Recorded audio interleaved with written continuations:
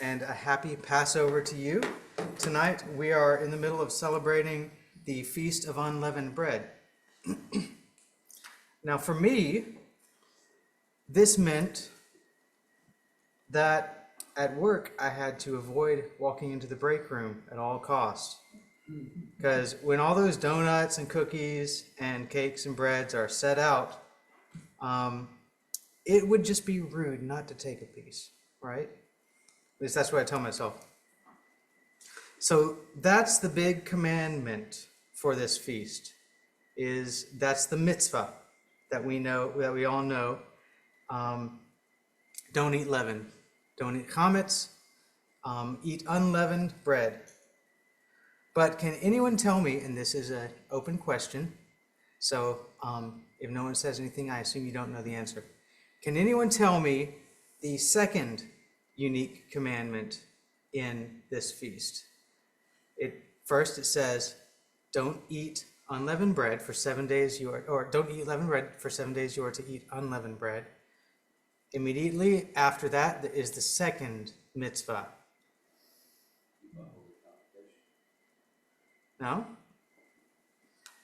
A unique, very unique mitzvah for this holiday. It says, you are to tell your children that we do this because of what the Lord did for me. Exactly those words. I mean, obviously it was Hebrew, but those words. That's the second commandment. Don't eat leaven, and then tell your children, I do this because of what the Lord did for me. So there's your first commandment, to bear witness to God. So that's why this matzah that we eat, I'm going to unwrap this ahead of time, just so that I can hold up a piece, because I feel like it's more showy. What's the word? Anyway, this matzah, which is beautiful, by the way. Dylan, did you make this? Wonderful.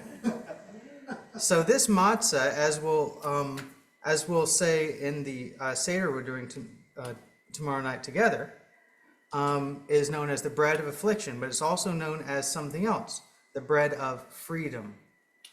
So that means that from affliction, we've received freedom.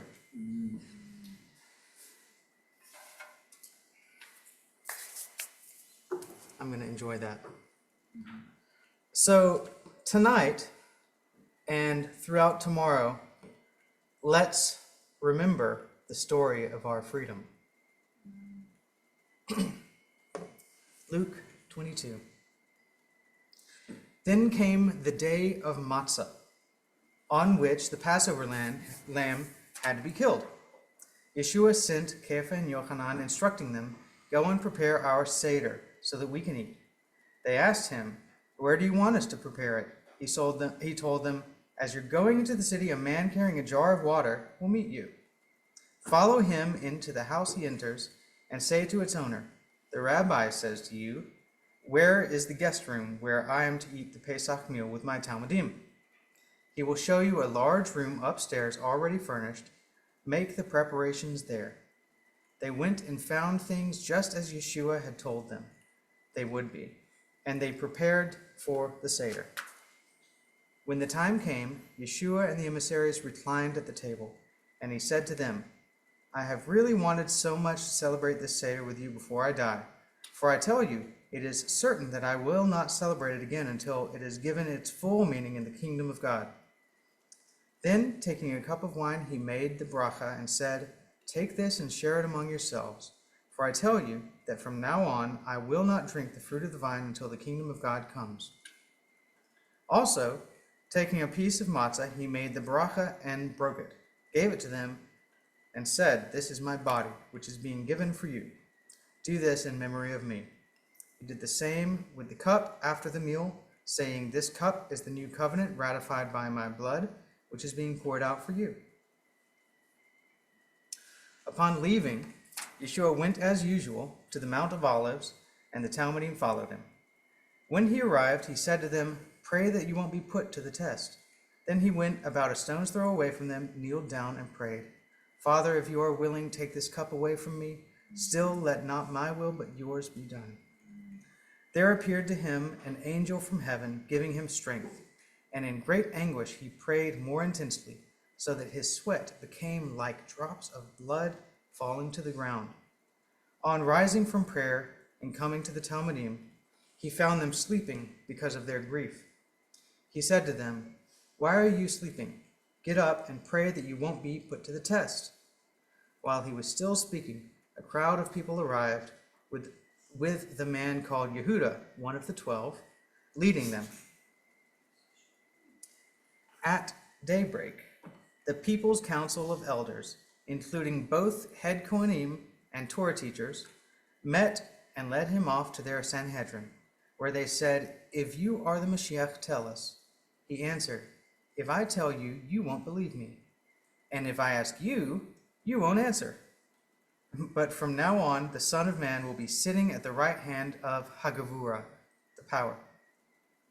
They all said, "Does this mean, then, that you are the Son of God?" And he answered them, "You say I am." They said, "Why do we need additional testimony? We have heard it ourselves from his own mouth." With that, the whole Sanhedrin got up and brought Yeshua before Pilate, where they started accusing him.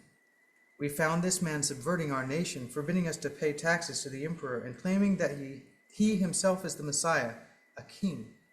Pilate asked him, "Are you the king of the Jews?"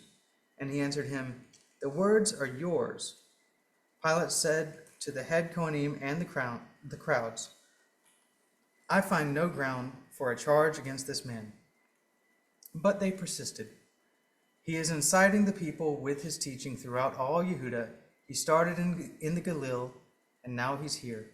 On hearing this, Pilate asked if the man was from the Galil. And when he learned that he was under Herod's jurisdiction, he sent him over to Herod, who at that time happened to be in Jerusalem too.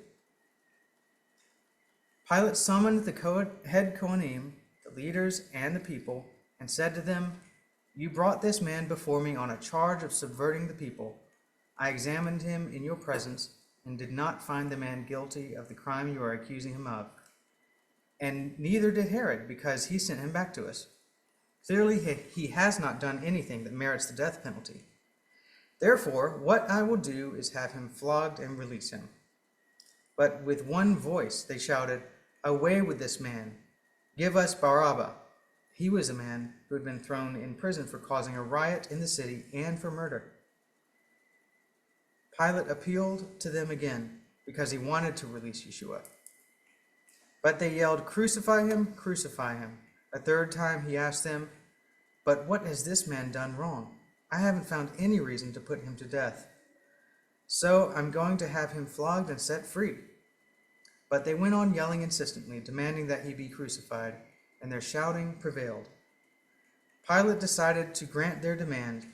He released the man who had been thrown in prison for insurrection and murder, the one they had asked for, and Yeshua had surrendered to their will. 2 other men, both criminals, were led out to be executed with him. When they came to the place called the Skull, they nailed him to a stake, and they nailed the criminals to stakes, one on the right and one on the left. Yeshua said, "Father, forgive them. They don't understand what they are doing." They divided up his clothes by throwing dice. The people stood watching, and the rulers sneered at him. "He saved others," they said. "So if he really is the Messiah, the one chosen by God, let him save himself." The soldiers too ridiculed him. They came up, offered him vinegar, and said, "If you are the king of the Jews, save yourself." And there was a notice over him, which read, "This is the King of the Jews." It was now about noon, and darkness covered the whole land until 3 o'clock in the afternoon. The sun did not shine. Also, the parapet in the temple was split down the middle. Crying out with a loud voice, Yeshua said, "Father, into your hands I commit my spirit."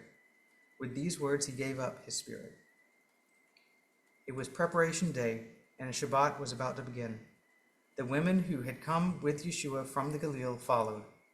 They saw the tomb and how his body was placed in it. Then they went back home to prepare spices and ointments. On Shabbat, the women rested in obedience to the commandment. But the next day, while it was still very early, they took the spices they had prepared, went to the tomb, and found the stone rolled away from the tomb. On entering, they discovered that the body of the Lord Yeshua was gone. They were standing there, not knowing what to think about it, when suddenly two men in dazzlingly bright clothing stood next to them. Terror-stricken, they bowed down with their faces to the ground. The two men said to them, "Why are you looking for the living among the dead? He is not here, he has been raised. Remember how he told you while he was still in the Galilee, the Son of Man must be delivered into the hands of sinful men and be executed on a stake as a criminal, but on the third day be raised again?" Then they remembered his words, and returning from the tomb, they told everything to the 11 and to all the rest. The women who told the emissaries these things were Miriam of Magdala, Johanna, Miriam the mother of Yaakov, and the others in their circle. So that is the story of Passover. The Lord redeemed us by the affliction of his own body. We were once slaves to sin, but now we have been redeemed from slavery to freedom, from death to life. For if we have been united with him in a death like his, we shall certainly be united with him in a resurrection like his. We know that our old self was crucified with him in order that the body of sin might be brought to nothing, so that we would no longer be enslaved to sin. For one who has died has been set free from sin. Now, if we have died with Messiah, we believe that we will also live with him. We know that Messiah, being raised from the dead, will never die again. Death no longer has dominion over him. For the death he died to sin, once for all, but the life he lives to God. So you also must consider yourselves dead to sin and alive to God in Messiah Yeshua. But thanks be to God that you who were once slaves of sin have become obedient from the heart to the standard of teaching to which you were committed, and having been set free from sin, have become slaves of righteousness. Somewhere else it says, get rid of the old chametz, the old leaven, so that you can be a new batch of dough, because in reality, you are unleavened.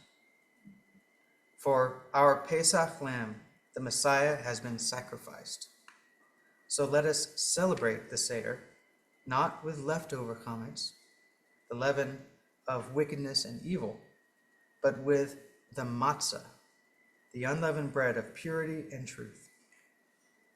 God bless and Shabbat Shalom.